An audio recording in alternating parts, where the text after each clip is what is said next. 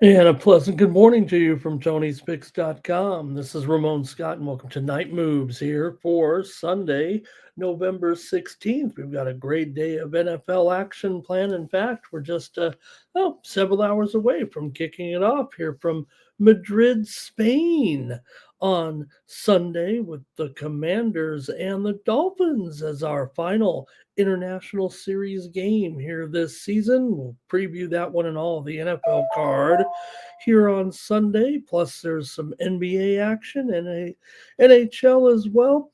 And also, hey, it's the championship. It's Championship Sunday. It's the Grey Cup on Sunday. Who's going to win Canadian Football League's championship on Sunday? Hope you're ready to make a winner. Take a pick with me in the CFL's biggest game on Sunday.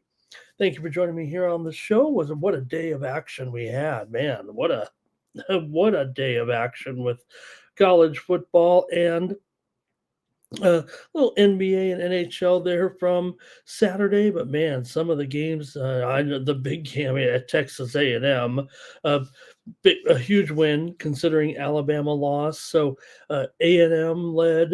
They're 31-30 by the time it was all said and done. They outscored South Carolina 28 to nothing in the second half. As you guys called it here in the chat with Reed, what a performance! 439 yards, three touchdowns. Why couldn't Reed win the Heisman Trophy this season? The Aggies are 10-0 for the first time since 1992. So, man, that was the first time the SEC had lost 286 consecutive games when trailing by 27 or more points over the last 22 years. That includes conference games, but still a big comeback for A&M. And then combine that with Alabama's loss to Oklahoma 23-21 as Alabama had its 17-game home winning streak snapped, and that meant that A&M is the best right now in the SEC.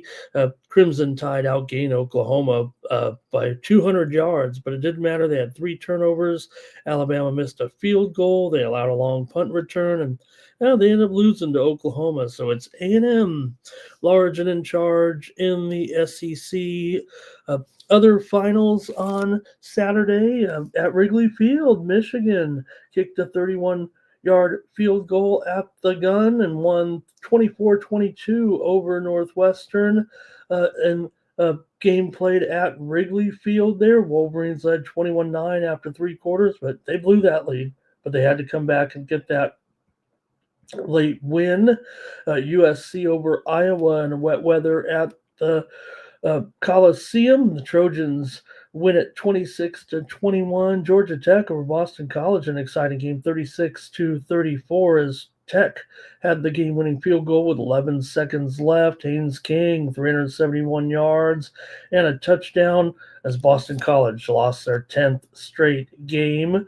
Arizona State over West Virginia. The Sun Devils had the go-ahead score with 2:44 to go and beat West Virginia 25-23. Was LSU over Arkansas 23-22 as the Tigers drove and scored the game-winning touchdown with 8 minutes to go in the game. Arkansas led that game 14-0 early, but the Razorbacks have now lost 8 in a row. LSU gets that win there on Saturday. There were some upsets too.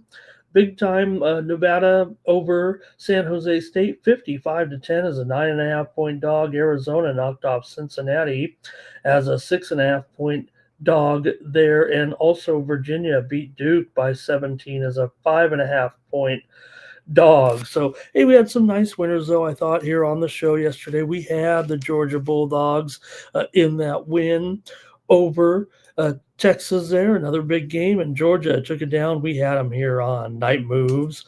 Also, winner here on the show last night on Night Moves, which had the winner with Notre Dame crushing Pittsburgh. Yeah, we had the Irish here on the show last night. Told you to roll with the Irish, and they did Also brought you home a winner here on the show here yesterday with BYU as they crushed TCU yesterday. Also, Iowa USC game to go under was a winner here on the show yesterday. And I just want to throw in that San Diego State sits atop the Mountain West after their win late last night, 17-7 over Boise State.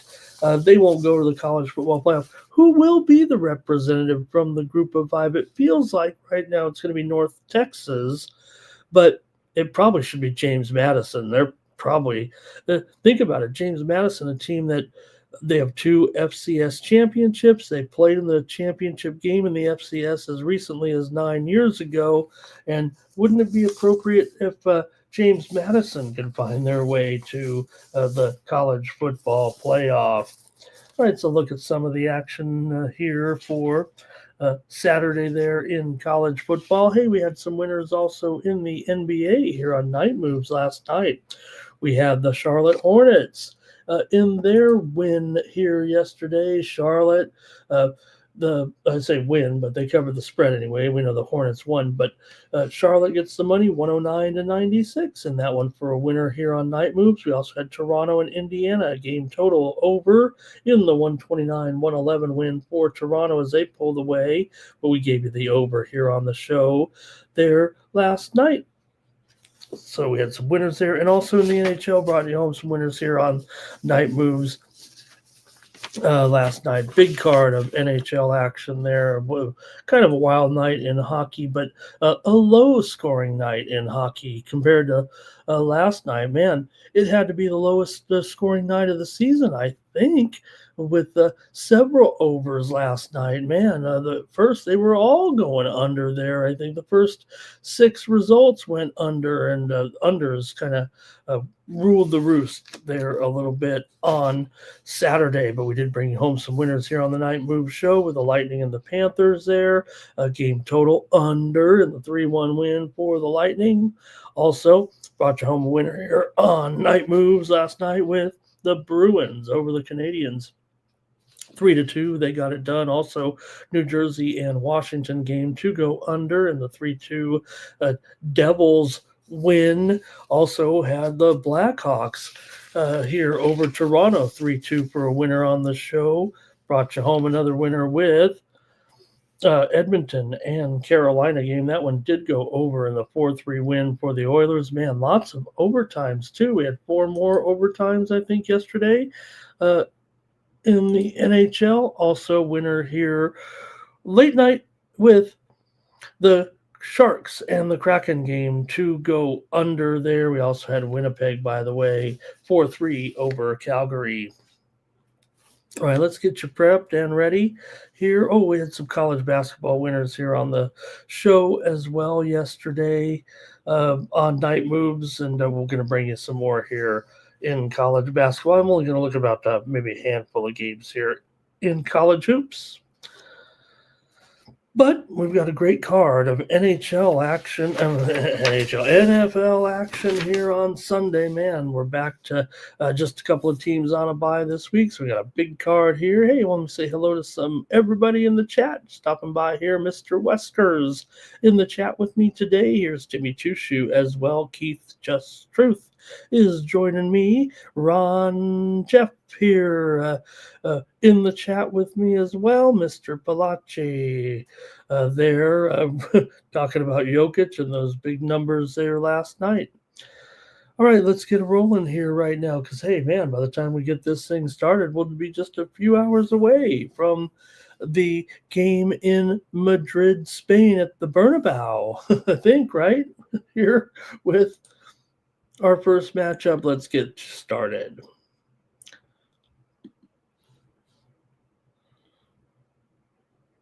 The Washington Commanders are going to take on the Miami Dolphins in the last of the international series in the NFL on Sunday here in Madrid, Spain. The Commanders come in here 3-7. They definitely have taken a step back this season. You know, I'm a Jaden Daniels fan, but man, he's just gotten beat up so much, and it's going to be Marcus Mariota at quarterback here on Sunday for the Commanders. Josh Johnson will be the backup, but fortunately for the Commanders, they're playing the Miami Dolphins. They're coming in 3-7 as well. They have won 2 of their last 3 after a 1-6 start. Dolphins here, just 3-7 against the spread. Their last 10 coming in off of a loss. The Dolphins have gone over their team total in 6 of their last 8 games. It's almost been the defense that has been a little bit shaky here. Miami has won 3 of the last 4 meetings between these two. I can remember when the Redskins played the Dolphins in the Super Bowl. If you can remember, the Commanders have lost their last 5 games, given up big-time points for sure. Last 4 games, they've allowed an average of 22 points per game right now. So the struggles continue for both these teams, but they get a chance to play in this one, and maybe they'll see a decent game total here, 47 in this one. Washington's gone 11-7 their last 18 games against AFC opponents here, but man, for me, I'm going to end up taking the Commanders here. Look, could this be the last game for Mike McDaniel? I like him. No one else does. But if Washington comes in here and beats them off of this losing streak right now, not only is Washington losing, they're not covering any spreads, and they've been underdogs in practically all of these games right now during this losing streak. So we'll see if they can get anything done against these guys, but I'm going to take them here. Against this Miami club that it continues to struggle themselves. Miami's gone, let's see here, over in 6 of their last 9 games coming into this one. They're 3-0 to the over as a favorite. Washington, meanwhile, just 4-3 to the over as an underdog here. Washington is 3-7 ATS as well as straight up. They're 1-6 ATS as an underdog, but the Dolphins are 1-2 ATS as a favorite. I'm going to take the Washington Commanders here in this one. They're not going good at all, but neither are Miami, and I think this is a spot where Miami may just feel a little bit like their season has been over for a while now, and, well, so is Washington's as well. So when 2 teams like this are going to mix it up, I'm going to try to grab the dog here in this one. Actually, like Washington to win this one, or I'll take them plus the points here, but I'm going to take the Commanders over the Dolphins here on Sunday. All right. Hey, there's LALV. Is that right? Is LALV here in the chat? All right. Talking Lakers basketball in there. Thank you. Kenny Moe is here today as well. And what could we see? It could be Waddle there. Keith Just Truth, liking Waddle over here in this one. And didn't the Dolphins take out the Bills? Yeah, you know what? Dolphins do get a few wins here and there against the Bills for sure, but I'm taking Washington here in this one. I think for Washington, for me, look, they should have a good running game against Miami. I know I've been calling for Bill Merritt to have a good game, but he's struggled, no doubt about it. And yeah, Tim, you can't flex the Euro game, right? It's really all systems go, it feels like, for these offenses here, actually, because the defenses have been so bad. I know the tendency might be to go under in these international series games, but it does seem like a tough matchup for the defenses. Actually, it's just a matter of, are these offenses good enough with Mariota in there, with Debo probably the best prospect here, along with Waddle, with the props here on Sunday. So you might want to take a look at some of these offensive players here. I know that maybe we could see a low score because of these international games, but I think if you look at the matchups here, the defenses have been so bad that maybe it'll be a higher score. Anyway, I'm taking the Commanders, though, as my official pick here on Night Moves.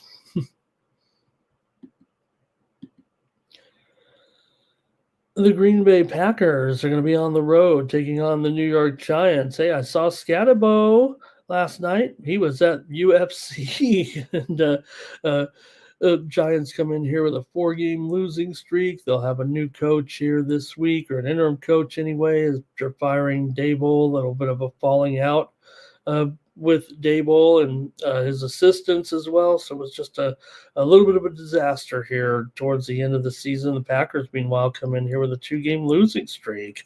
They lost to Philly and to Carolina. They're only 3-6 against the spread so far this season.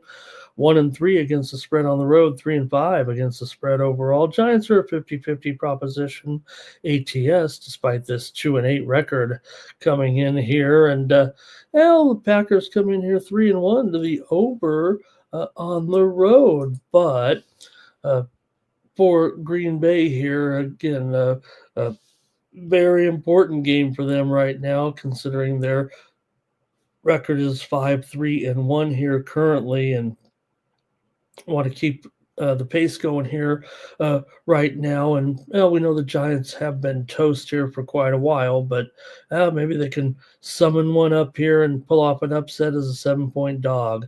Packers have scored just 20 points in the last 2 games here. Packers are just 5-14-1 against the spread. Their last 20 games as a road favorite. They're also just 5-9. Last 14 ATS coming in off of a loss. The Giants here have lost 4 straight. They will have their offensive coordinator as the interim coach. He's kind of the one that had the falling out, and he gets the job. So who are they siding with, or how does that come about anyway? The Giants here 5-8 ATS last 13 as a home underdog. 4 of the Giants' last 5 games have gone over here. Giants have won 4 of the last 6 games between these two teams, as Green Bay's lost 3 of their last 4 visits here into play the Giants at MetLife. Over has come through in 3 of the last 4 meetings between these two teams. I'm going to take the under, though, in this one with Green Bay and the Giants. I'm not sure that these offenses are going to be able to get it going here right now. With Green Bay certainly struggling to put up many points anyway. Maybe they could have it easier against the Giants, but maybe the Giants too could have plenty of issues here offensively coming into this one as well. You think about what they're going to be throwing out there with Jameis Winston. Look, we all love Jameis. We love to think that he is a solution here, but against this Packers defense and without any semblance of a true running game with Tyrone Tracy, this is probably going to prove very, very difficult actually for the Giants here. Meanwhile, Love has a very strong matchup, but more likely Josh Jacobs and that running game as a very strong matchup against a Giants team that is in the bottom 3 rush defenses in the league. I'm going to take the under in this one between Green Bay and the Giants at 42.5 here on Night Moves. All right, let's see here from the chat. We got a few comments here. And it's going to be, hello to Matt Ferruti in there. He likes the Commanders with me. He says take him on the money line. And Timmy Chushu's like a Chan in that game as well. Keith Just Truth likes the Giants here. And he says Jameson to have a TD pass and an INT. All right, I'm going to take the under in this one with the Packers and the Giants on Sunday.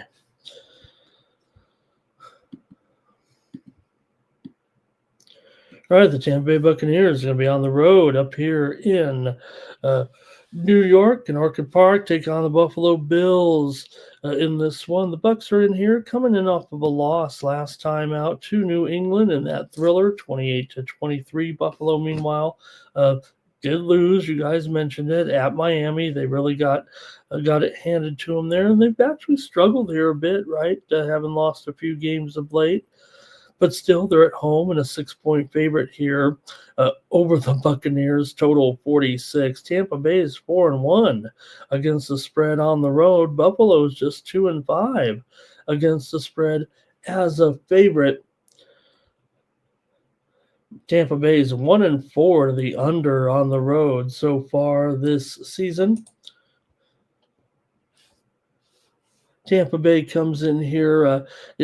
This is a interconference series, so I don't know if I'd put too much into the head-to-head. But Tampa Bay has 8-1-1 against the spread. Their last 10 against Buffalo. They've also beaten them in 8 of the last 12. But Buffalo's practically unbeatable at home here right now, having won 14 of their last 15 games overall at home. But still, struggling to the number here with that mark. So maybe the Bucks will be getting enough points here to cover this one against the Bills.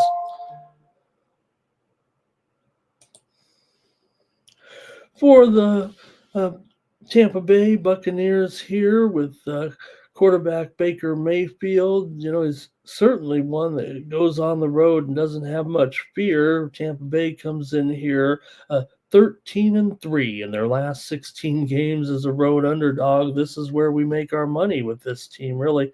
Bucks are also 12-3 against the spread, last 15 off of a loss, or 10-6 in their last 17 in these type of games within a touchdown. Bucks are also 8-5 against the spread, their last 13 against AFC competition. So this is where the Bucks kind of thrive here right now.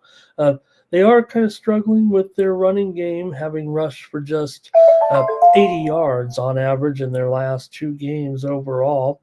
But the Bucks are in this spot where they usually thrive. The Bills, meanwhile, they are 5-0. The Bills are 9-11 against the spread their last 20 games as a home favorite, but so far 0-3 against the spread this year as a home favorite. So I have to take the Tampa Bay Buccaneers here in this one.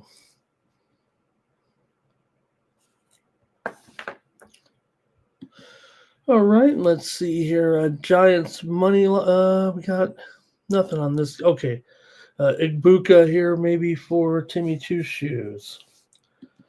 Yeah, Igbuka. There's no doubt this is where the area of Tampa Bay right now is going to have a little bit of a problem with their offensive depth overall. They've had injuries pretty much, but Buffalo does struggle against the run, and if Rachaad White can kind of get it going here finally, I mean, he's been totally underachieving here of late. I guess we could see Sean Tucker in there as well carrying the ball, but with Igbuka and Shepard, maybe they can get something done. Buffalo does do pretty well against number 1 receivers, but I'm going to go ahead and take the Bucks here. I think they'll have a steady running game and keep that ball moving here a little bit against the Buffalo Bills.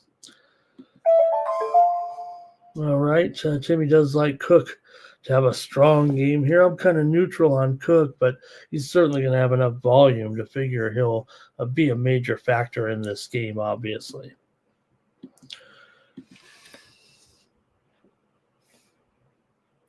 All right, there are plenty of division games here on tap today, and this was one of them. The Bengals are going to take on the Pittsburgh Steelers. The Bengals come in here on a 2-game losing streak. They've been struggling here certainly of late. Now,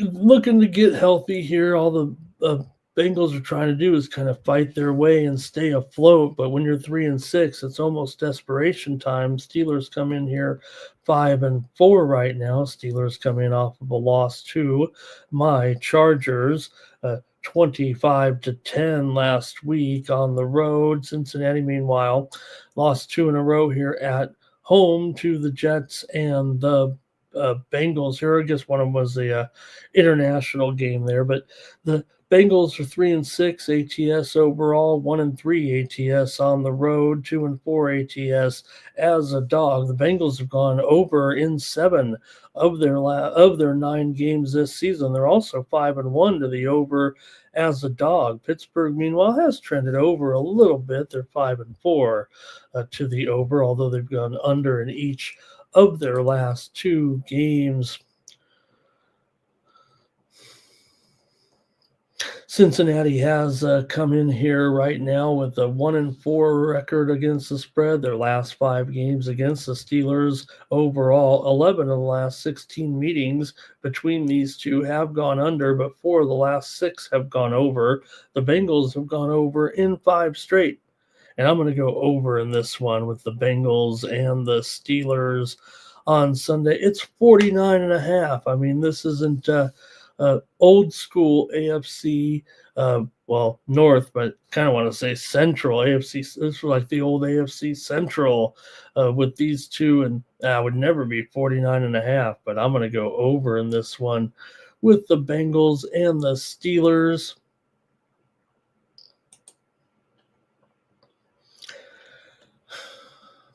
For the Bengals here in this one, taking a look at their recent stretch, and like we said, I mean, look, they've been a good cover.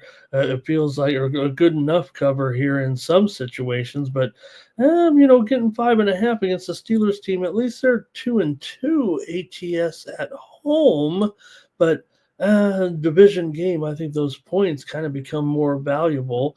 Still, the Bengals have lost 6 of their last 7 right now, and their only win in that span was against the Steelers. Remember, 33-31 at home. 64 points were scored in that one. Now, maybe the track is a little bit slower in Pittsburgh, and well, the Bengals are just 2-5 ATS in their last 7 road games, division road games.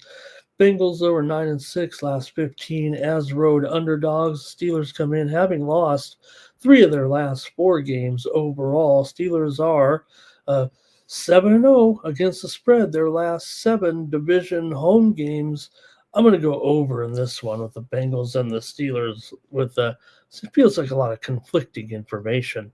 Keith is on the Steelers here, and Rodgers, look, it should be a great matchup, it feels like, for Rodgers here, but the Bengals are pretty good at covering number ones. They're probably maybe top 10 in the league in it, not overwhelming there, but all right. The Houston Texans are going to take on the Tennessee Titans here in a real barn burner on Sunday. You got the Texans here coming in 4-8. The Titans are just 1-8 overall. Texans 4-5. Titans are 1-8 with a 4-game losing streak right now. They got that one win, but haven't been able to get much back. But guess what? This is the spot. I think this is the spot, and I think I'm going to try Tennessee here finally against the Texans on the road. Now, granted, the Titans' run defense is porous, to say the least. So, with Woody Marks, with Nick Chubb, maybe Houston could get the running game going and be able to keep the ball. I don't want to say away from Tennessee. It's not really that big of a deal, but that's where the advantages lie, I think, for Houston. There are 4-2 against the spread as a favorite. I can't recite to you many trends that would back up Houston at this point, just the fact that this is the NFL, and I think it's time. I'm not calling out for the do factor here. In fact, with Calvin Ridley, I think they said today he is probable after missing 3 games. I think that's a big step right now for Houston here in this one to have Ridley and a rising receiver and Ayomanor here doing pretty good. Now, Houston's pretty good against tight ends, but Okonkwo, too, could see some action here for sure. And now the Houston Texans run defense, this is kind of where they excel as well. But I just have I want to say a feeling. My numbers are going to say that this is the one, maybe on that human algorithm, if you will, the Titans can finally get a win. I'm going to take them here in this one. They covered against the Chargers 2 weeks ago. They have a bye here right now. And yeah, Houston did have that big win last week against Jacksonville, 36-29 to win and cover here. Wasn't easy in a bizarre game there. last week, but Houston's had a few decent wins, right? They beat San Francisco, they beat Baltimore, but I'm going with the Tennessee Titans in this one to break through and get a big win here on Sunday. I'm going to take the Titans over the Texans. I'll take the points, of course, +6, but yeah, I'll be sprinkling that money line here in this one on Sunday.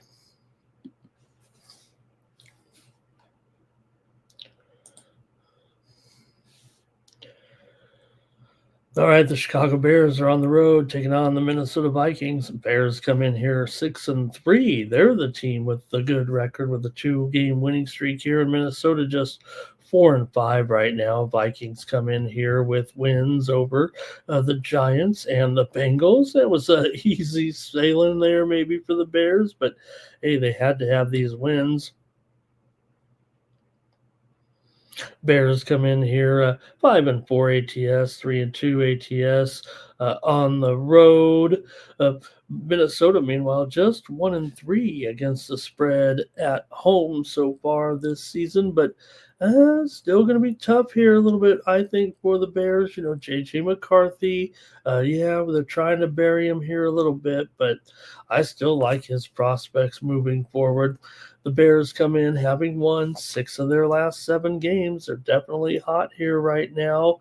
Uh, for Chicago, however, they are just 14-22 against the spread. Last 36 games as a road underdog. Chicago just 8-15 against the spread, coming in off of a win. Meanwhile, for Minnesota, who's lost 3 of their last 4 games, they are 5-3 against the spread. Their last 8 as a home favorite. The Vikings have already defeated the Bears this season 27-24 on the road in week 1. They covered the spread. Minnesota's won 8 of the last 9 meetings between the two teams. Bears are just 1-3 straight up in their last 4 visits here into Minnesota. I'm going to take the Vikings here in this one to get it done over the Bears. I still think the Vikings are a pretty formidable team, and against the Bears in a division game, yes, maybe it's revenge, but I'm not sure the Bears are totally focused on that right now. After all, that was a week 1 game here. It's going to be tough enough for them to win this one. I'm going to take the Vikings and lay the points here. It might be a little close. Maybe money line's the best prospect, but Keith, just truth says Vikings. Jimmy Two Shoes likes JJ for a TD here. He also likes this one to go over. Another division game here. The Panthers are on the road taking on the Falcons. The Panthers 5-5 coming into this one. For Atlanta, just 3-6, but that's good enough to earn favoritism here for the Falcons, despite a 4-game losing streak coming into this one for the Falcons here, as it's all kind of falling apart for them. But Penix will be in there. You know, Penix against Young. One has been in the league a little longer than the other, but which one is actually better between these two right now anyway? You got the Carolina Panthers here coming in 6-3 against the spread as an underdog. Atlanta's 1-3 against the spread as a favorite, and you're asking them to lay some points here. Falcons are 3-6 to the under so far this season, 1-3 to the under at home. I think we're going to see points though, actually, between these two teams on Sunday. The Panthers come in having won 4 of their last 6. Like we said, they're a 500 team, and they've played pretty well here this season. I mean, they're the team that has a better record between these two. The Falcons have actually been, I think, a tremendous disappointment. They lost in overtime last week in that game in Germany against the Colts. They elected not to take a bye week. That's predetermined, of course, at the beginning of the season, but they do ask the teams if they want the bye week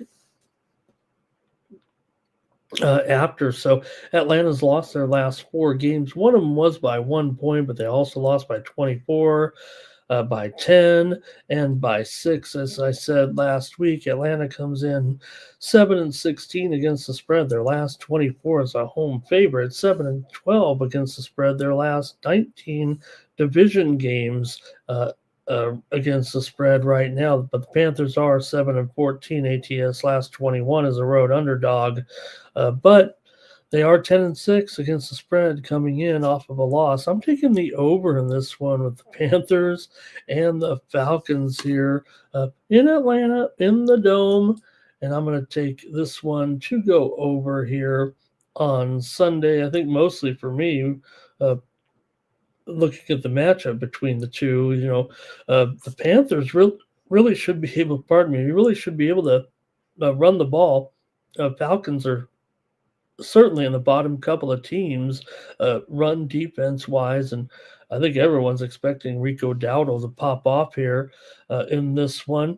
And I think Bijan, I think the Atlanta running game could get it done a little bit with Bijan and Algier, who's been obviously pretty hot here right now, giving them a solid 1-2 punch, almost a thunder and lightning type of situation there in the backfield. Good news on Saturday. We did hear that Drake London will be playing in this one. He's been sidelined a little bit with a back injury. He was also under the weather there. And also, let me see. What is the status? I want to look at the injury report here real quick in this one. I thought they said Jamal Agnew here. Let's see. Could he be returning here right now? All right, I'm just going to move on. He is probable. All right, Jamal Agnew, probable. Watch out. Maybe a little special teams action with Agnew in there. Hopefully he's running back the kicks. I'm going to go over with Carolina and Atlanta. All right, and Keith likes the revenge angle in this one. Of course, it was 30-0, I think, in the first meeting between the two as Carolina stomped them. Bijan to go off, says Timmy Two Shoe.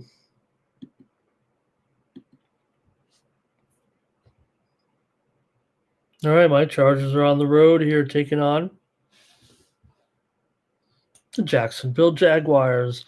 Chargers come in here as a 3-point road favorite. They've won 3 in a row again. Here they come. It's been a little bit up and down, but look, I just think that's where the team is right now. They're not overwhelming, despite the fact that, a Harbaugh-led team. It's still going to take a while. They're going to have their ups and downs, but against the Jacksonville Jaguars here, it should be all systems go for the Chargers passing game with Herbert, with McConkey, with Keenan Allen. Johnston, I think they upgraded him to probable here. He's expected to play as well. Oronde Gadsden II, this guy's been impressive so far as well for the Chargers. So, look, I think they should stomp these guys, quite frankly, right now. I'll go give it to you here. Chargers 1-3 against the spread on the road. The Jaguars are 3-1 against the spread at home coming in. But to me, it just feels like, and I'm a Chargers fan, and it's not coming from fandom. I just think that I know Charger games a little bit more than the other ones, if you will, and I just think that this is going to be a bit of a mismatch. And I know it's on the road, and maybe Jacksonville can finally get something going, but I don't know if they will against the Chargers here on Sunday. I'm actually going to take the Chargers to rock over the Jaguars here. I like the Chargers to win this one well over a field goal here on Sunday. Probably look to take it up here maybe as high as a touchdown or more. I might even lay a little extra with the Chargers here on Sunday in the game against Jacksonville. The Chargers have allowed just 13.3 points per game in these last 3 victories here, and the Chargers' last 5 games, the offense is clicking. They're averaging well close to 30 points per game in those wins. The Chargers are 12-7 against the spread. Their last 19 as a road favorite, despite that 1-3 record this season. Chargers are also 10-5 against the spread under Harbaugh, coming in off of a win here. So Jacksonville's certainly had their share of poor results, but the trends are kind of in their favor here. They've also been very opportunistic of late. or not as opportunistic of late as they were earlier this season. Still, the Jaguars are 5-2 against the spread. Their last 7 as a home underdog. They have won the last 2 series games. 4 straight meetings between these two teams have gone over. Jacksonville is 4-2 to the over as an underdog. I'm taking the Chargers on the road to win and win comfortably. And Keith Just True says the Jags as a home dog here. I think he might be preferring them. And Quentin Johnston has scored a TD here, says Timmy Chushu. And also Lawrence has been keeping the ball and running, but the Chargers will be all over that. Feels like the Chargers defense has gotten healthy just when they needed them to right now, getting their guys back here. So I think this one sets up for the Chargers on Sunday.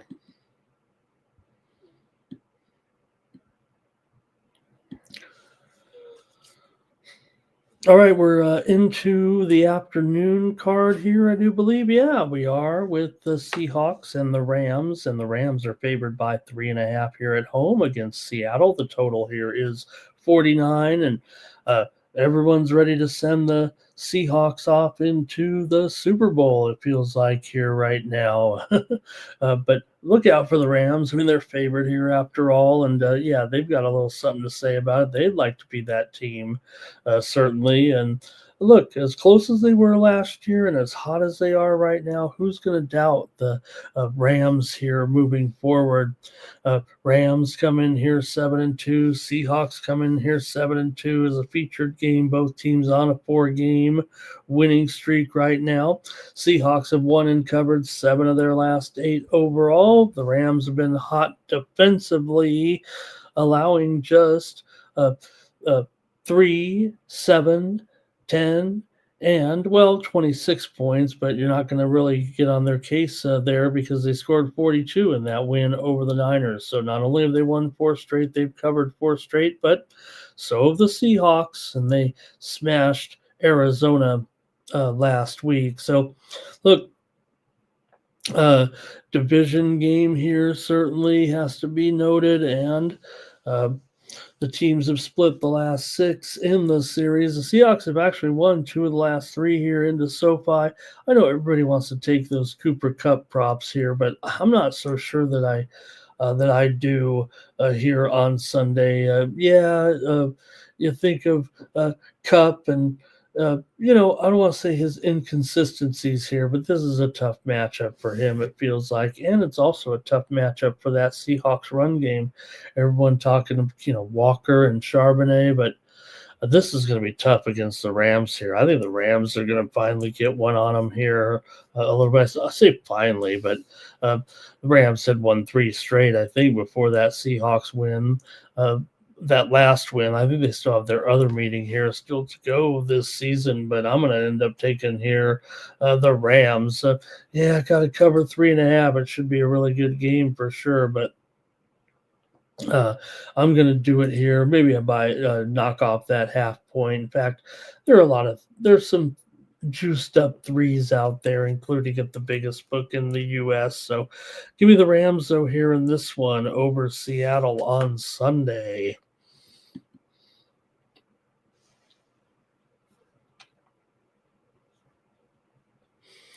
All right, Timmy Chushu will be on Seattle in this one. Mr. Wesker is not afraid of Seattle here.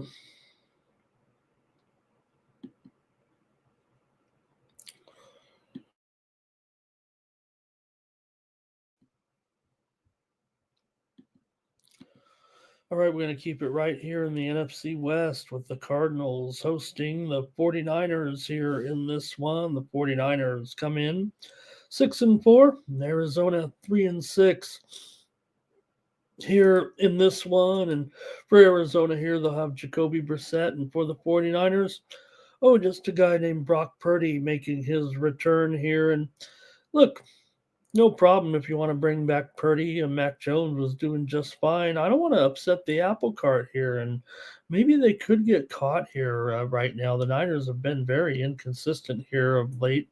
Not Jones's fault, it feels like, for the most part. Yeah, maybe in the last game he had a few mistakes here. I guess he is still the backup here right now as Purdy comes back here. And look, Purdy's 28-16 in his career. Mac Jones is 25-33 in his career. So probably go back to Purdy here, try to get this thing back on track a little bit. Niners here still 6-4, and Arizona's got their own set of problems, having lost 6 of their last 7, but I think they should be able to stay in this one actually at home.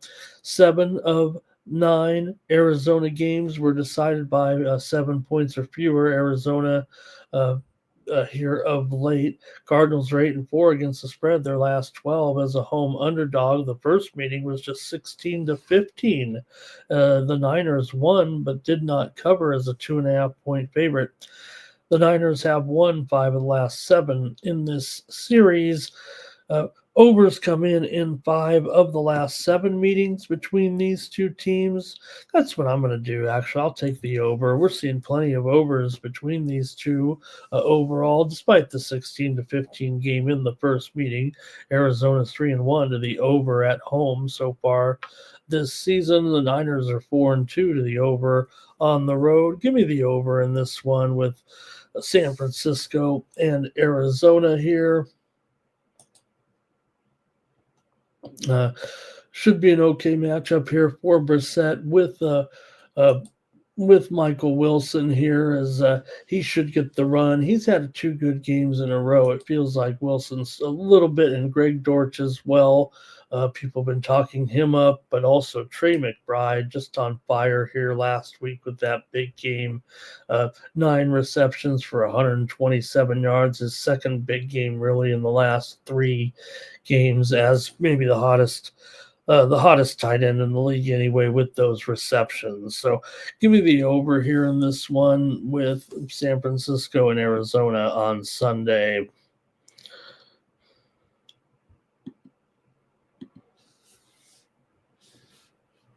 The Ravens are on the road, taking on the Browns. More division action here. Baltimore is hot. They've won 3 in a row. We'll have Lamar Jackson in the starting lineup. That should help going up against the rookie Dylan Gabriel here. But maybe if we ever saw a little bit of sign that Gabriel could handle it here, maybe it was in that last game. Yeah, they lost to the Jets, but I didn't look awful. I know they were playing the Jets there, but still, Cleveland is 3-0 against the spread at home this season, despite a 3-6 overall spread here. And I feel I kind of want to say that I think the Browns can actually stay in this game with Baltimore here. Look, they have plenty of defense here to get to Baltimore. This one's going to be kind of, it feels like a little bit rough and tumble, if you know what I mean. The total is 38 after all, and Cleveland's certainly a top 10, if not top maybe 6, 7, 8, somewhere in there as far as against the run here. It could be a great matchup for Zay Flowers and DeAndre Hopkins, but it's up to Lamar here to stay out of the way of Garrett and the Browns defense. We know that's the one thing that they can do and hang their hat on here. I think it's not a bad matchup here offensively for the Browns, especially when you get down to the tight ends with Fannin Jr. It looks like he will be okay here. He had some injuries, and we almost forget about Njoku here, but he's strong as well, and that's kind of made Cleveland here is a team that I kind of want to look at. And I'm going to take the Browns on Sunday here against the Ravens in this one. Yeah, good for Lamar. I hope he gets back, and hopefully he can turn this situation around. No matter how you look at it, they're still 4-5 right now. There's no hope for Cleveland. I mean, they're 2-7 here, so maybe they could play a little spoiler action. The Ravens are 6-3 to the over, 5-2 to the over as a favorite this season. I'm going to take the Browns in this one. Keith likes the Ravens here. Mr. Wester says the Browns will be hanging in here for sure, maybe even on the money line. And Flowers to get some targets. All right.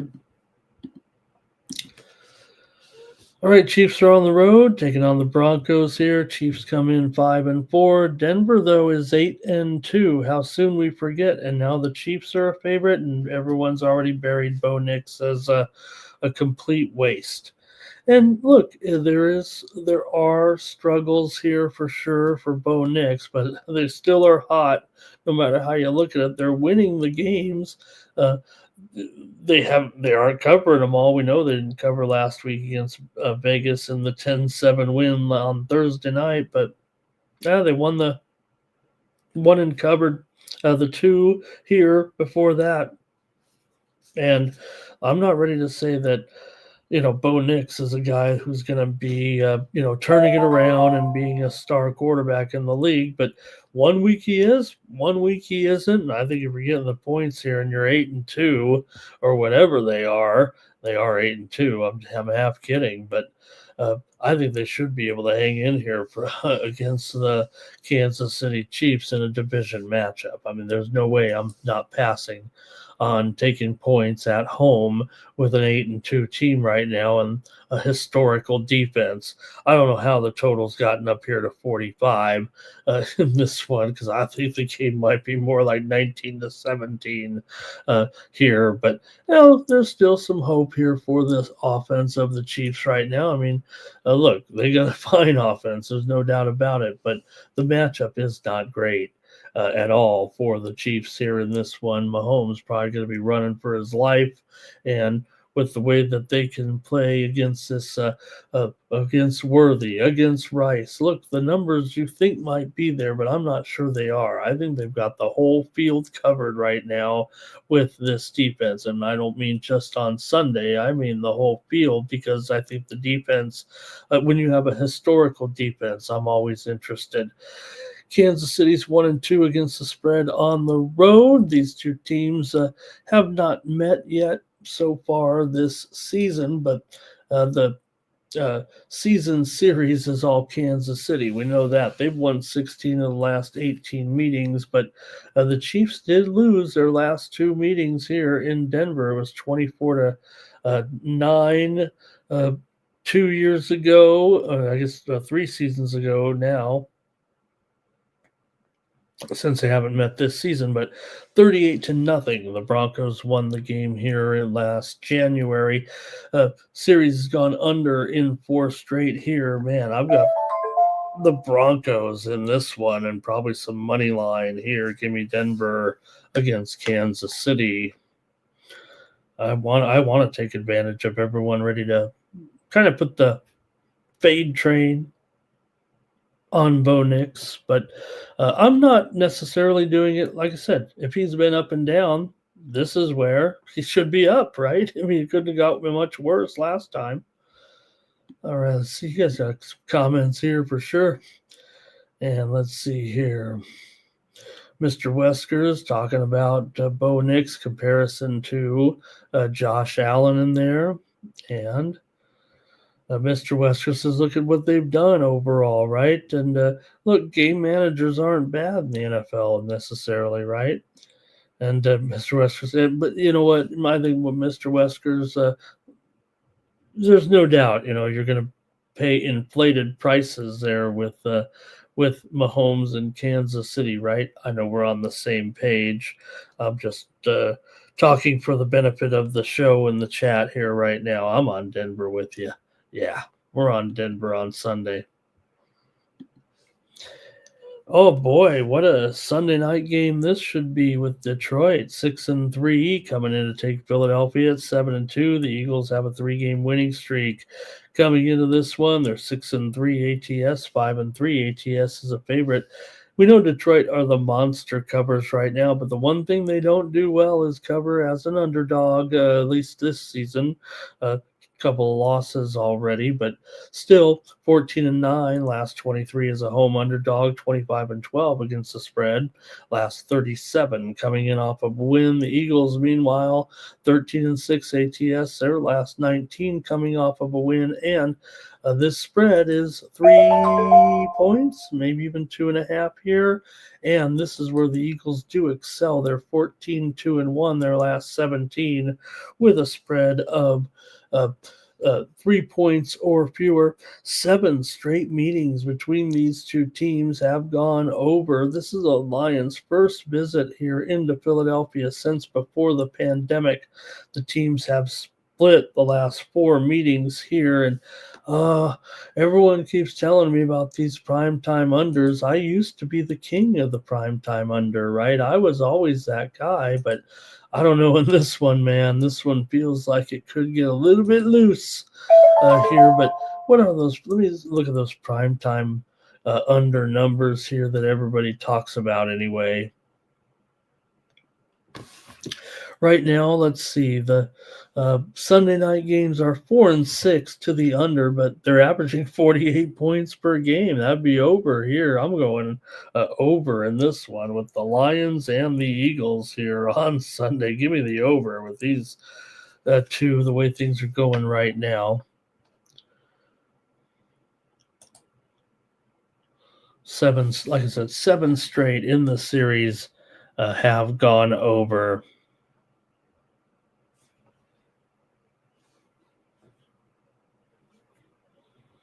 All right. So thanks a lot, everyone, for your comments there on the Sunday games. And we're going to take a look at some NBA action now here. A nice card on Sunday. We're going to start it off here with the Clippers and the Celtics.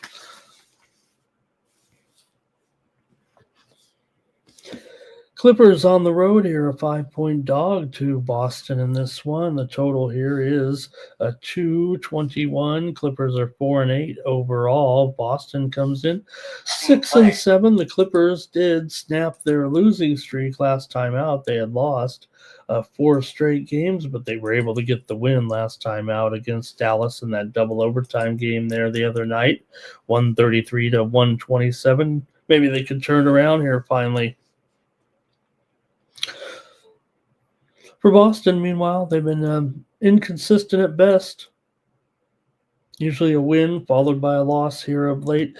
We know the Clippers have been absolutely dreadful, worst team in the league against the spread. It feels like right now 2-10 ATS overall, 1-3 ATS on the road, 0-3 against the spread as an underdog here. So for the Boston Celtics, meanwhile, they come in 5-8 against the spread overall. They're in off of a win over Memphis, 101-95 here.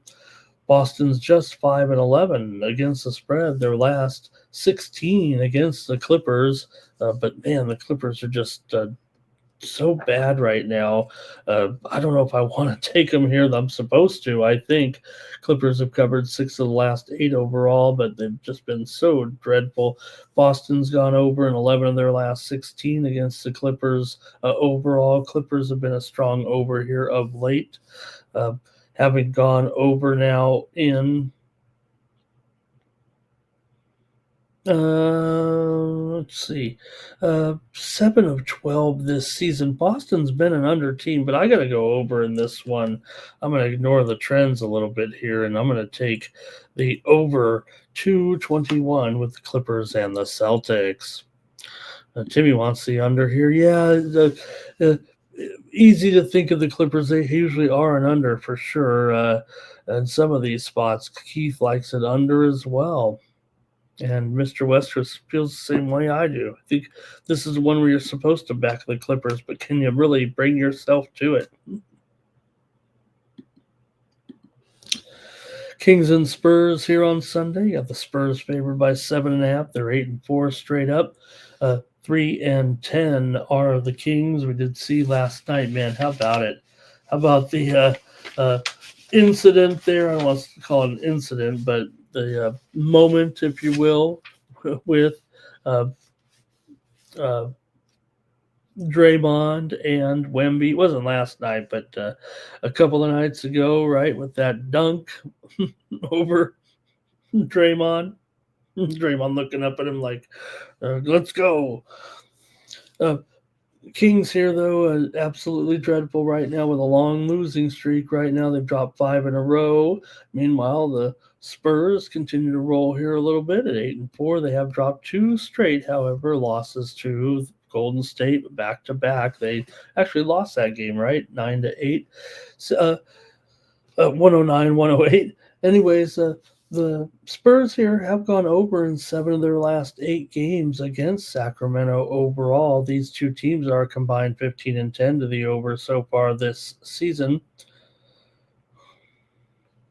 Kings are 4-2 to the over on the road, but Spurs right now failed to cover in 6 of their last 7 games. Sacramento's failed here in 5 straight. So two teams going in maybe the same direction. That direction's down. So I'm going to take the Spurs and lay it here. They're going to blow out the Kings in this one, I promise, here.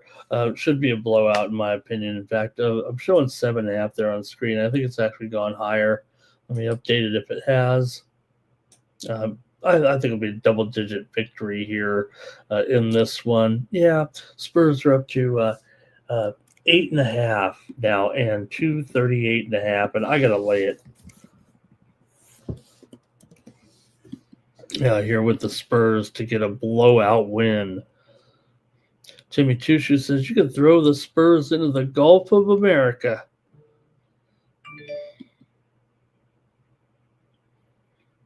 I'm going to keep it going here right now in this one with the Nets taking on the Wizards. The Wizards are a 2.5-point favorite. Only against the Nets would that ever happen. This one, you've got a battle of both teams coming in 1-11. We probably shouldn't discuss this game much longer, but we do preview them all here on most nights. Brooklyn actually has only lost 4 in a row. Remember, they won one recently here. It's a matter of who you're going to trust. Brooklyn's actually 5-7 against the spread. Meanwhile, the Wizards are 2-10 ATS, 0-5 ATS at home. Brooklyn's actually covered a couple of games on the road, but the Wizards got to win one, don't they? Wizards are 8-4 to the over. Brooklyn's 7-5 to the over, and the only other time Washington was favored, it went over, and I might try the over here in this one with Brooklyn and the Nets, because I don't want to take either of these teams right now the way things are going. Brooklyn is a long-term over as well, and 13 of their last 20 dating back to last season. I'm going to go over in this one with Brooklyn and Washington here. I know when two bad teams meet, I think people kind of gravitate towards the under, but I'm going to go over in this one.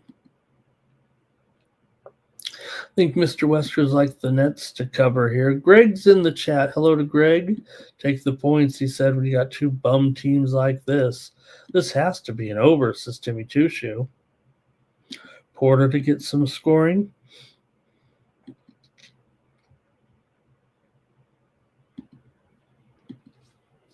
Here's the Warriors taking on the Pelicans. Warriors come in 8-6. Pelicans 2-10 here, but they're getting 11 points. And look, we saw, for example, the Hornets cover against the Thunder last night, getting some big double digits at home.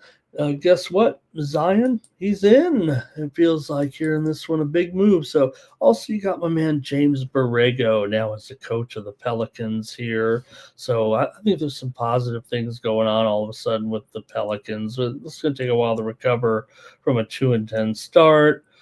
4 straight losses coming in. The Warriors have won the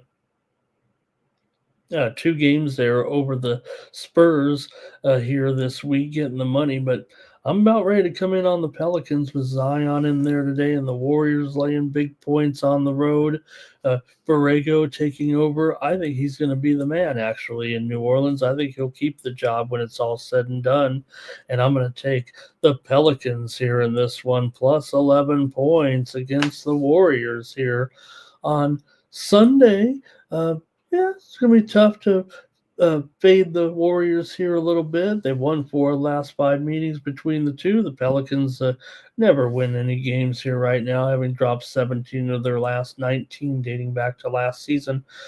This one's gone under in 4 of the last 5 meetings between the two teams and 8 of the last 10 here in New Orleans. have gone under, but the Warriors have been an over team overall this season, 7-2 to the over on the road. I think it's still going to be tough for this one to go over, but I'm going to take the Pelicans here, plus the points on Sunday. And let's see here. Greg says, oh, he's got the game there. Yeah, as far as the status of Curry here is concerned, I don't, unless they're going to rest him here, which it doesn't seem to be the indication here, I would think he would be in there. All right, the Magic and the Rockets. This sounds like a highlight match down there in Florida. But you got the Magic here on the road, 8-point dog. This one, Orlando's 7-6 coming in. Houston is 8-3 right now. Both teams riding a 3-game winning streak coming in. You got Brooklyn here with wins, Orlando here with wins over Brooklyn, the Nets, and Portland.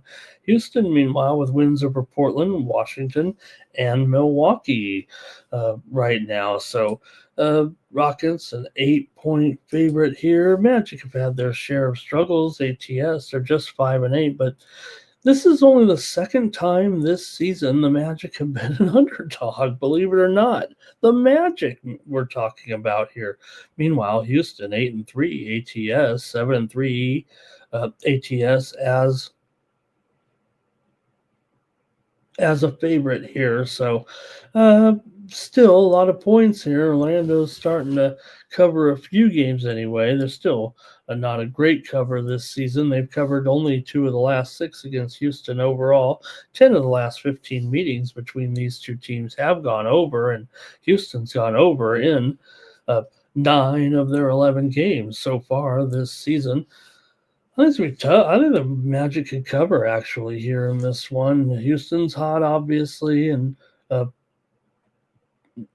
Orlando here though with wins in 4 of their last 5. They're playing pretty well here. Houston is just 3-2 to the over at home. Meanwhile, Orlando 4-2 to the over on the road. I'm taking the Magic here, plus the points on the road against Houston. Give me Orlando on Sunday. All right, and no Banchero here, so he thinks that will be a little bit of a problem here in this one. It's obviously built into the line here a little bit.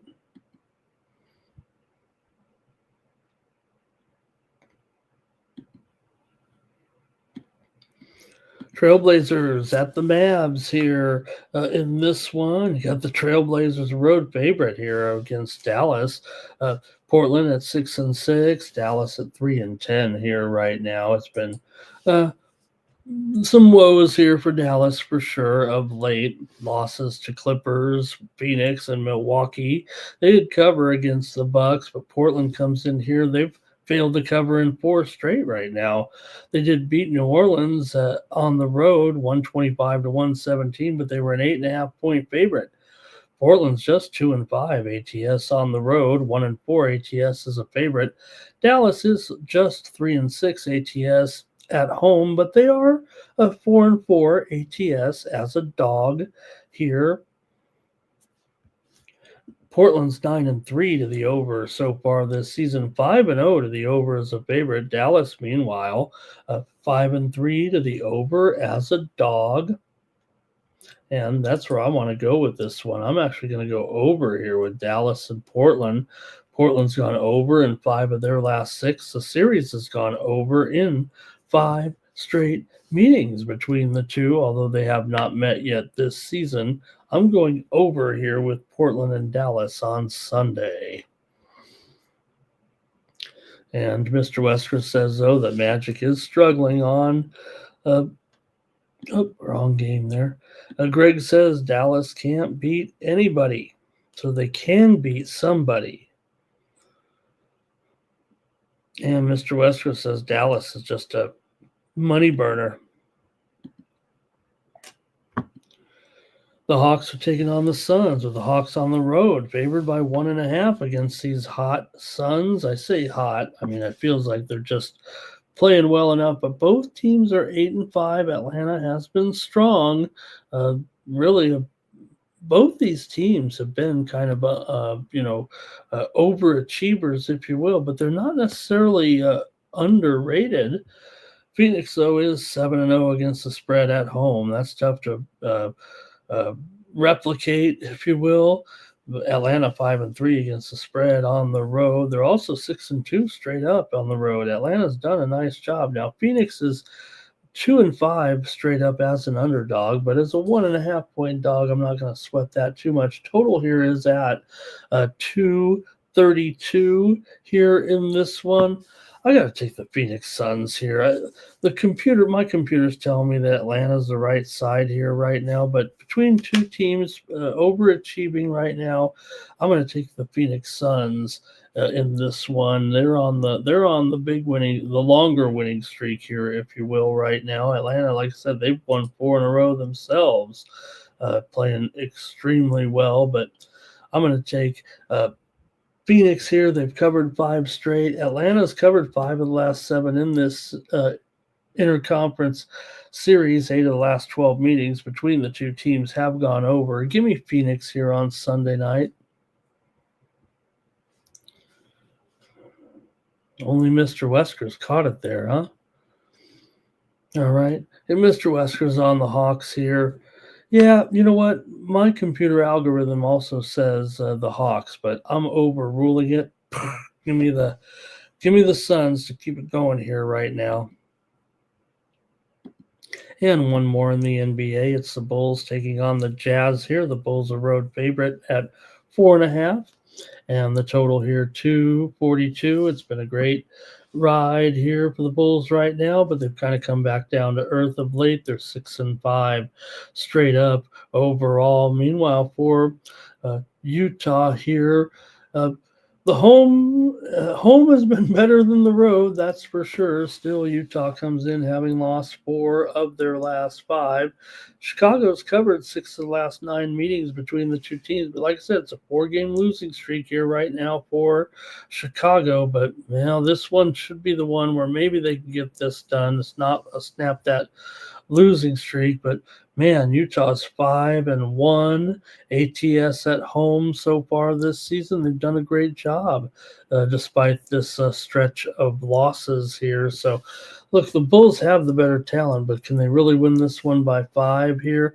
Bulls have gone over in 7 of their last 9. Utah's gone over in 9 of their last 10 at home. They're 5-1. That's dating back to last season. They're 5-1 to the over at home right now. 242 though. That's really saying something. I know we've seen Utah put up some big numbers here of late. They scored 152 against Indiana last time out, but I'm going to go under in this one with the Bulls and the Jazz. Let's just say it's a little too high. The rent is too high. I'll take the under here in this one. Okay, Greg's got it right there. He's got it right on the spread, actually. Timmy Choo on the Jazz. That's it for the NBA. Let's get into a brief hockey card here, and then we'll wrap it up with a few college basketball games. A modest little hockey card here of 5 games on Sunday. And let's get it going. And we'll start it off with the Predators here taking on the Penguins. Penguins minus $1.20 in this one. Total 6 with Saros in goal for the Preds. Silovs here for the Penguins. Penguins only $1.20. That's got my ears perked up. Penguins are 9-5-4 so far this season. They're on a 3-game losing streak. Meanwhile, Nashville snapped their losing streak with a win last time out against these Penguins as the teams met just 2 nights ago, and it was a 2-1 victory for Nashville. So I'm going to take the Penguins to return the favor here as a small favorite. Nashville still 1-4 straight up on the road, 3-10 straight up as a dog. 2-6-2 in their last 10. Pittsburgh 4-2 at home right now. I'm going to take Pittsburgh in this one. Greg's got Pittsburgh here. And Yeah, that's right, Mr. Weskers. Good thing. Thank you for pointing that out. This game is the conclusion here of the series. They're playing this one in Stockholm, Sweden, or is it Stockholm, or is it? Let me get it right here. Yeah, this one's at the Avicii Arena in Stockholm. So, uh, once that football game gets a little bit boring, we can watch the hockey. We'll have a hockey game. We'll have a hockey game and a football game. Good point. Yeah, this one, the first meeting was also played here. That 2-1 game. In fact, if you remember, the game was 1-0 for the longest time. Actually, Nashville trailed and scored a goal late in the third period. Went on to win in the I think it was in overtime. So it was a little bit of a stunner. In fact, look, I've got $1.20 on the screen, like I'm some taking advantage, but it's really closer to $1.40 here. Let me update that. 4 and 6 over 20. So I'll still take Pittsburgh, but I didn't realize I was going to have to lay a little tax here on them, but I will. I'll take Pittsburgh still. I'm already committed. All right. Vancouver is going to take on Tampa Bay here on Sunday. Vancouver comes in with a 3-game losing streak right now to the Lightning, or 3-game losing streak overall, taking on the Lightning here. Lightning beat Philadelphia last time out 2 days ago, or last night, 2-1. So back to back here though for Tampa Bay in this one, but it's still $1.80 favorite here with Lankinen going up against Vasilevsky. Here with these two. So you take a look at the goalie situation in this one with Vasilevsky going. See if I can bring up my goalies here.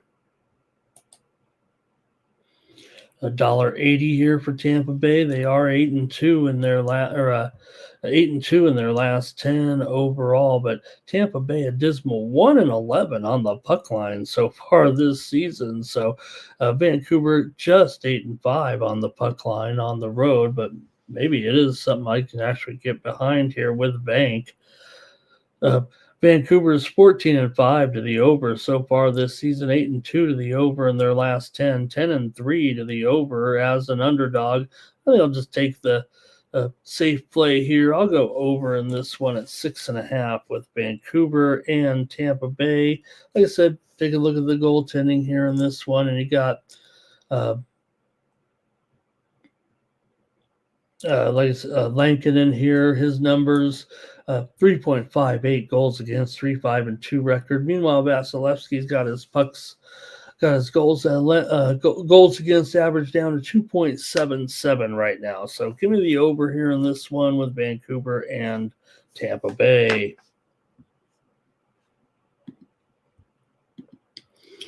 All right, and next up, a couple more here on the ice for Sunday. The Golden Knights are on the road taking on the Wild.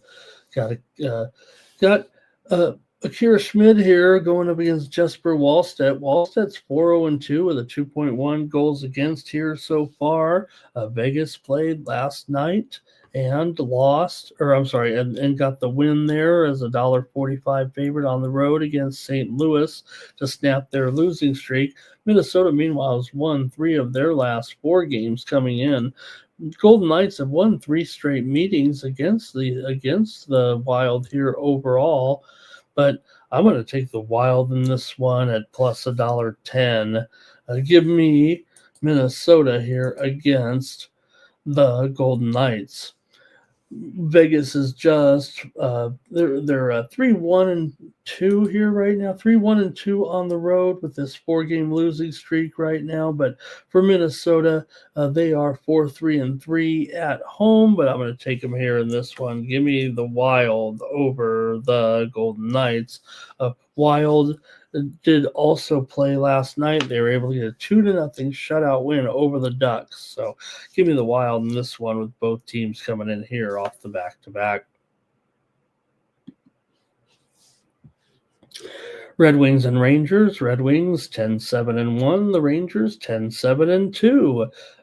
Nearly identical records, but the Red Wings have been struggling here of late. The Rangers have won 3 in a row with wins over Columbus, Tampa Bay, and Nashville. Meanwhile, Detroit lost to Buffalo last night in that 5-4 loss. The Rangers are at home, however, and they're absolutely dreadful at home so far. Yes, they did win on the road last night because that's what they do when they beat Columbus, but returning home where they're 1-6, I'm going to take the Red Wings in this one until it stops. Yeah, they did win one at home, so I'm sure it's kind of coming back here right now, but just 1-6-1 are the Rangers at home here right now. Meanwhile, Detroit on the road. A decent 4-4 here. I'm going to take Detroit in this one on Sunday. And one more here. The Islanders are taking on the Avalanche. And the Avalanche, $1.60. Got Wedgwood in here.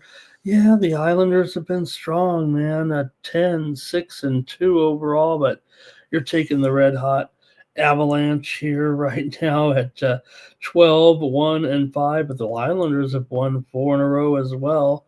And I think with this price getting upwards of 260, I think I'm going to take the Islanders here on the puck line at +1.5 at -120. Give me the Isles here in this one.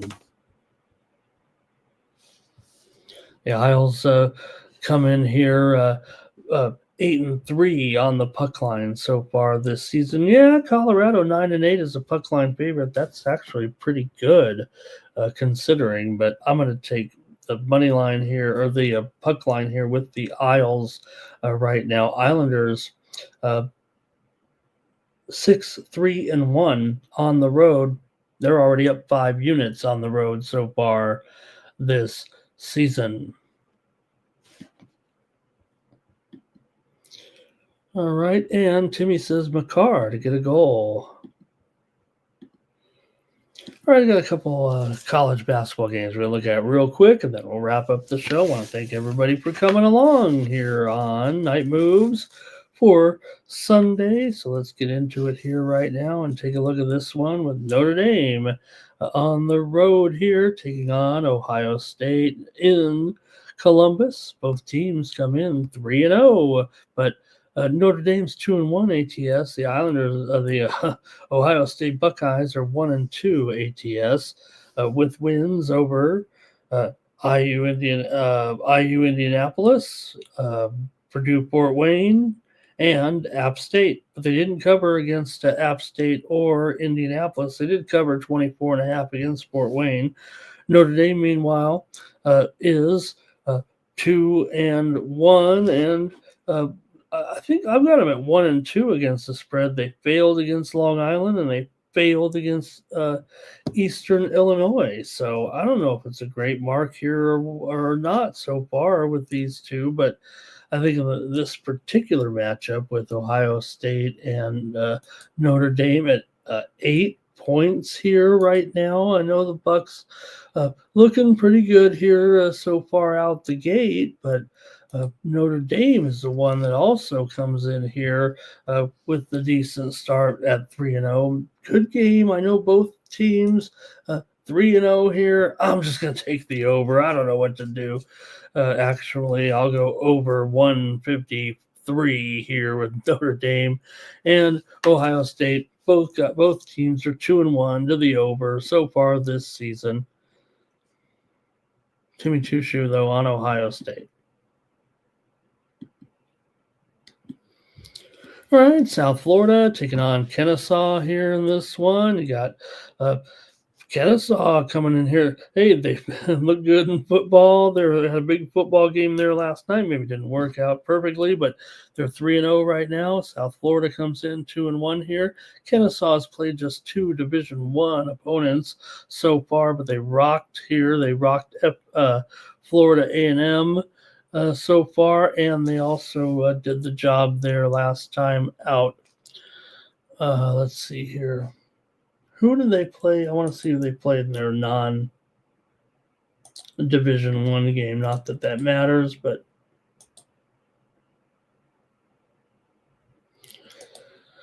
Okay, here we go. Uh, they played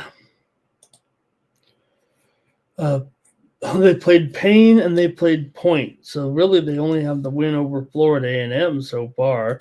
Meanwhile, South Florida with wins over Florida A&M and Coppin State. The loss was to GW. That's who it was there. So all right, Kennesaw though is 1-0 ATS. They did go under in that game. USF comes in here 2-0 to the over as a favorite. But I think here at South Florida on the road, laying 4.5 here in this one to Kennesaw, and that total is big, man. I'm going under. That's too high. I mean, I know that a lot of these games are going over right now, but I'm going to go under 176 between South Florida and Kennesaw. I got to go under. Jimmy said it is a big total, and a lot of these big totals are here right now. I mean, we're definitely seeing the teams reach that, but I don't think in this matchup it's going to. Oh boy, UNLV. Have they made the wrong hire? They just don't have the right team, I'm sure. At least they have a win here finally, do the Rebels. So it's not total disaster here. They were able to beat Chattanooga and get the number here. So don't panic, Rebel fans here just yet. Memphis, though, comes in here 2-0 against the spread, just 1-1 ATS overall. In fact, they covered in a loss against Mississippi last time out. They also lost and failed to Colorado State coming in. Meanwhile, for UNLV, they're off of a 102-93 loss to the Montana Grizzlies. They also lost to Tennessee Martin so far. So this isn't what they were expecting here when they hired Pastner here, but I'm going to go under with these two. Yes, UNLV is 3-0 to the over, but I think it's going to be a little bit of a different story when you go in here and try to take on Memphis in Memphis. I got to go under here at 160 with UNLV and Memphis. All right, and a couple more here one more, Florida and Miami, last game of the night. This one's being played in Jacksonville here. So you have Miami coming in 3-0. Florida's 2-1 so far. Miami also with a bunch of covers over Bethune-Cookman and Stetson, although they failed to cover 19.5 in the opener against Jacksonville. Meanwhile, Florida 0-3 against the spread so far, coming in 0-2 against the spread as a favorite here. But I think for me, I got to think this one is going over City big time here. I love the over in this game, and give it to me here. Should be a freemium, if you will. I think this one goes over. Miami's 3-0 to the over so far. You look at the scores here: 102 against Stetson, 101 against Cookman, 86 against Jacksonville. Yeah, you're playing Florida now. Florida ranked 10th in the country. Florida actually may come in here and win and cover this one by double digits, and it still may go over. It feels like we could be seeing a game here. 100 to 85 here, maybe.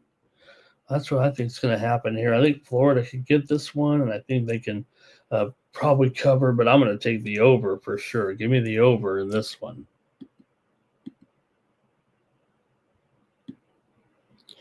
All right, let's see here. Mr. Wester's not liking his Gator roster here right now. This is a good matchup for them, though. All right, that's it for college basketball. I've got one more game, believe it or not. It's the Grey Cup between the Montreal Alouettes and the Saskatchewan Roughriders here. The championship of Canada will be contested in 3-down football, and Montreal comes in here having won 7 of their last 8 games. They've covered 5 of their last 6 overall, and are they really getting 3.5 points in the Grey Cup? They are. And that's probably going to be good enough for me. I know it's been a great year for Saskatchewan, no doubt about it. And uh, this game being played in Winnipeg. So, but Montreal 10-8 coming in. I think they could win this game outright. I'm going to take Montreal here against Saskatchewan. Give me the Alouettes to win the Grey Cup, but I'll better just take the points to make sure. But I'm going to take Montreal +3 or 3.5 in the Coupe Grey, and should be a pretty great game. Let me at least break down a little bit of personnel here with these two. Just don't leave it at that here, despite a kind of a long show. I don't want to slight the big game here on Sunday, but we give at least a little context as to why I might be taking Saskatchewan here. Mostly, I think, look, AJ Ouellette can have a big game here, and they control the ball, I think, here. And also, they'll be able to stop Montreal's run game a little bit. Stevie Scott, he had the big game against Winnipeg in the division matchup, the first division matchup, but I'm going to take Montreal here in this one to win the Grey Cup. Timmy's on Montreal. He's also on the under here. Hey, I guess that's it for Night Moves. Hey, everyone, go on over to Tony'sPicks.com and you get our best picks over there. My best picks are over there at Tony'sPicks.com. I've said it before, you can find a lot of me on some other channels, on some other shows, but my best picks every day are over at Tony'sPicks.com, and bring it up here. Use the promo code Tony T at checkout to save 15% off the premium pick packages. And I'll have my best plays here on Sunday in the NFL, also college basketball. Let's see a lot of my college basketball over there, and take a look at the handicapper leaderboard to see who's hot. Got Millsy over there with 3-0 on Sunday, and you got Ron Crawford, number 2 in the last 7 days. So check us out over at Tony'sPicks.com. Use the promo code TonyT at checkout to save 15%. All right, that's going to do it here for me on Night Moves. Going back here again tomorrow, we'll preview Monday Night Football and more, NBA, NHL, college basketball. For the Tony's Picks YouTube channel, I'm Ramon Scott. So long from Night Moves.